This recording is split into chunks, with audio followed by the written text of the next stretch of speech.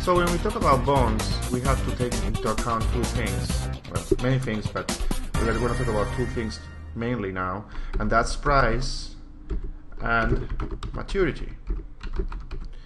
So what is price and what is maturity? Well, price is the cost that you need to pay in order to buy this bond. So in order for you to loan money to the entity, this entity will price this loan or these bonds, and you have to pay. So the thing is that the prices of the bonds fluctuate, and the normal baseline for a bond is one bond will equal $1,000. This is the baseline price for a bond. If you can find a bond that is less than 1,000, then it says that you're getting a discounted price. If you get it more than 1,000, then you are paying an extra, or you're paying a premium for that bond. What 1,000? Why 1,000? Well, because the bonds also have something called a maturity date. Okay, that it can be seen like an expiration date.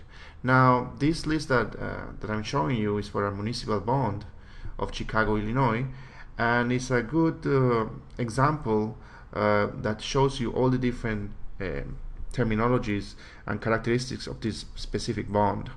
And it's actually, I'm going to use it as a canvas to explain all of these different aspects of this bond. So let's focus on price.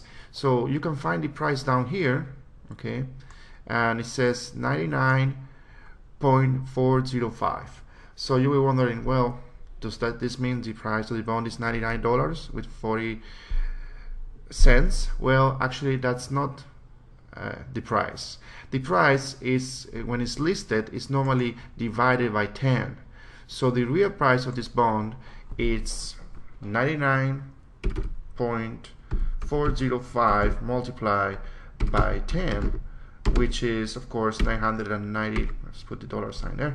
994.05 cents. So this is the actual price that you're going to pay for one bond, 994.05 cents. So you can see it's less than 1,000. So that means you are buying the bond at a discount.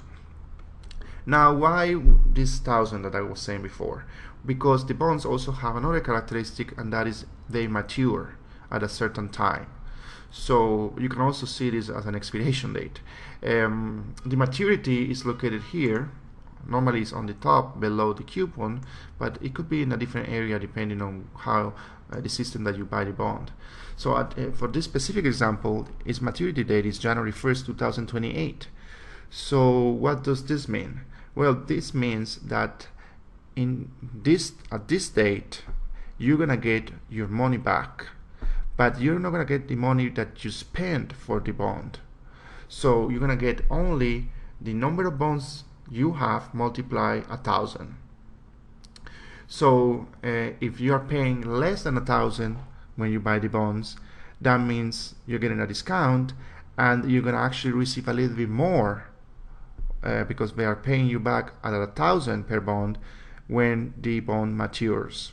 And this is why they use the $1,000 as a benchmark, also as a guidance. And that's why it's called a discount when it's less than 1,000. So this will also factor in your earnings when we talk about the coupon or the interest rate that you get annually. This will increase a little bit your earnings, and I'm going to talk about where you can see that in more detail in the next video. But this is the important thing you have to remember. Bonds mature, and at the time they mature, you get your money back, your investment back, at the rate of $1,000 multiplied the number of bonds. So when you buy the bond at the beginning, just have to watch for its price.